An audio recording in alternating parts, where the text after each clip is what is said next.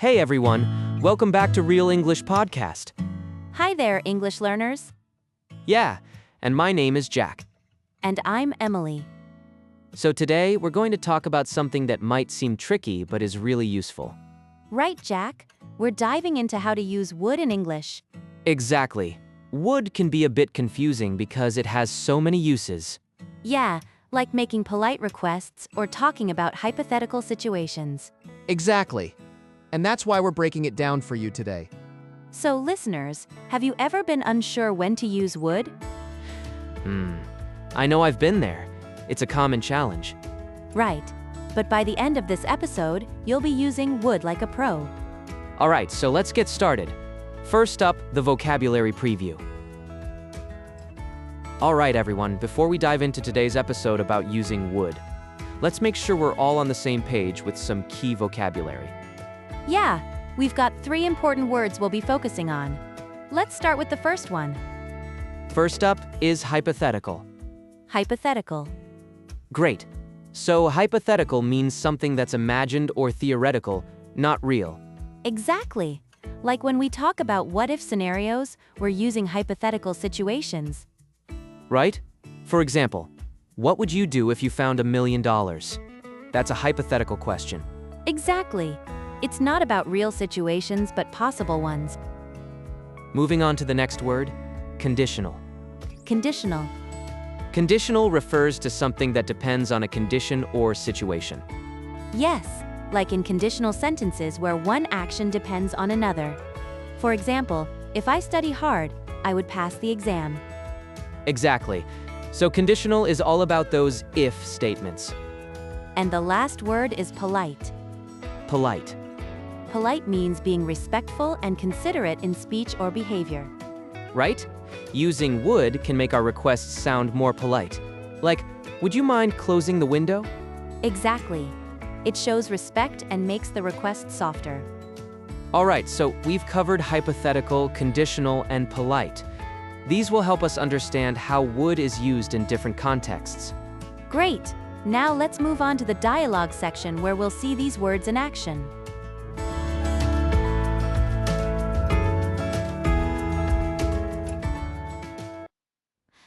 I was thinking, would you like to hang out this weekend?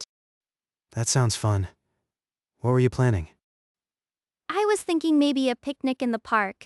Would you prefer something else? A picnic sounds great. Would that be okay with you if it rains? I hadn't thought about that. Maybe we should have a backup plan. Would you mind if we went to the cinema instead?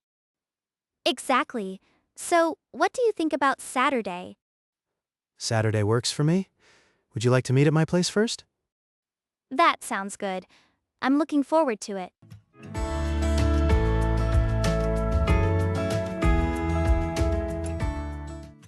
Hey everyone, welcome back.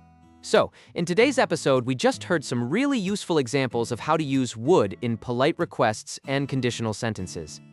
Exactly, Jack. And I think it's important to break down the vocabulary so that our listeners can really grasp how would works in different contexts. Right, Emily? Let's start with the word conditional. We heard it in the phrase conditional sentences. What does that mean? Well, a conditional sentence is a type of sentence that talks about possibilities or conditions. For example, if I had more time, I would learn another language. That makes sense, right? Yeah, exactly. So, conditional refers to something that depends on a certain condition. Now, let's move on to hypothetical. We heard that word too. Hypothetical means something that is based on a hypothesis or an assumption, not on what's actually happening. So, it's like imagining a different situation. Got it. So, hypothetical situations are like what-if scenarios. Now, the word polite is straightforward, but let's make sure everyone understands it. Polite means being respectful and considerate in your speech. When you use would in requests, it makes them sound more polite. Like, would you mind closing the window? Instead of close the window. Exactly. Using would softens the request. Now, let's look at some key phrases we heard in the dialogue. First, would you like to hang out this weekend? That's a polite invitation, Jack. What do you think? Yeah, it's a friendly way to ask someone to spend time together. It shows you're considering their availability. Great point. Another phrase was, would you prefer something else? This is asking if someone would like a different option, right? Right. It's offering flexibility. For example, if someone doesn't like coffee, you might say, would you prefer tea? Exactly. And the last key phrase was, would you mind if we went to the cinema instead? That's a polite way to suggest a change in plans. Yeah, it's asking for permission or opinion before making a change. It's all about being considerate. So, to summarize, using would in these contexts makes your speech more polite and considerate. It's a small word with a big impact. Exactly. Now, let's wrap up with some practical usage tips and examples to help everyone use would confidently. All right, Emily, we're talking about how to use would in English. So let's dive into it. Yeah, would is such a handy word, isn't it? I mean, it's used for lots of things. Exactly. One of the main uses is in conditional sentences. Like if I say, if I were you, I would study more. Right, that makes sense. So, would is used in the second conditional for hypothetical situations. Exactly. And it's also used for polite requests like, would you mind passing the salt? Yeah, that's a big one. It makes the request sound more polite. And it's also used in offers like, would you like a cup of coffee? Oh, I see. So, would can be used in different contexts, but the key is the politeness and the hypothetical situations. Exactly. So let's think about how we can practice this. Maybe we can come up with some examples. Great idea. How about starting with polite requests? Let's see. Okay, so if I want to ask someone to do something without being too direct, I can say, would you mind closing the window? Yeah, that's much better than just saying, close the window. Exactly. Would softens the request. Now, let's think about conditional sentences. Sure. For example, if I won the lottery, I would travel the world. Right. That's the second conditional. It's used for hypothetical situations that are unlikely to happen. And what about offers? Like, would you like to join us for dinner? Exactly. Would is perfect for making offers politely. So, in all these cases, would helps to make the language softer and more polite. Exactly. So, the key is to remember when to use would for politeness and when for hypothetical situations. And it's also important to practice using it in different contexts to get comfortable with it. Yeah, I think practicing with examples will really help learners get the hang of it. Agreed. Maybe we can create some practice sentences for them to try out. Great idea. Let's come up with a few. Okay, how about starting with a polite request? Would you mind turning down the music? Perfect. And a conditional sentence. If I were rich, I would buy a big house. Nice. And an offer. Would you like to have coffee with me? Exactly. These examples cover the main uses of would we talked about. So, by practicing these sentence patterns, learners can become more fluent in using would correctly. Exactly. It's all about understanding the context and using would appropriately. I think that's a solid plan. Let's make sure the learners get plenty of practice with these examples. Agreed. Fluency comes with practice. So the more they use would in different situations, the more natural it'll become. All right, I think we've covered the main points. Now let's move on to the practice section. Perfect. Let's help our learners master the use of would in their English conversations.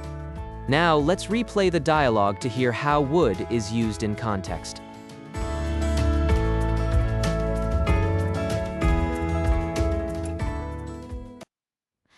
I was thinking, would you like to hang out this weekend? That sounds fun.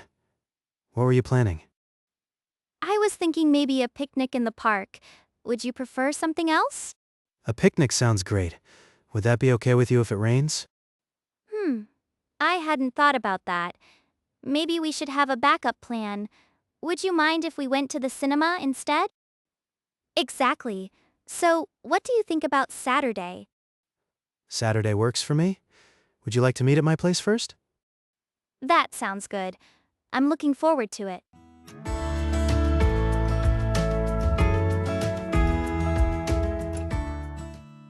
Hey Emily, did you catch how Sophia used would in the dialogue? Yeah, I noticed it too, Jack. It seemed pretty natural, right? Exactly. I think learners can really benefit from seeing would in context like this. All right, so let's dive into some phrase practice. Yep, Let's listen and repeat these useful phrases together. I was thinking, would you like to hang out this weekend? That sounds fun. What were you planning? I was thinking maybe a picnic in the park. Would you prefer something else? A picnic sounds great. Would that be okay with you if it rains? I hadn't thought about that. Maybe we should have a backup plan. Would you mind if we went to the cinema instead? Exactly. So, what do you think about Saturday? Saturday works for me. Would you like to meet at my place first? That sounds good. I'm looking forward to it. Thanks for joining us today, everyone. If you liked the video, please don't forget to like, share, and subscribe. We'll see you again in the next episode. Bye for now.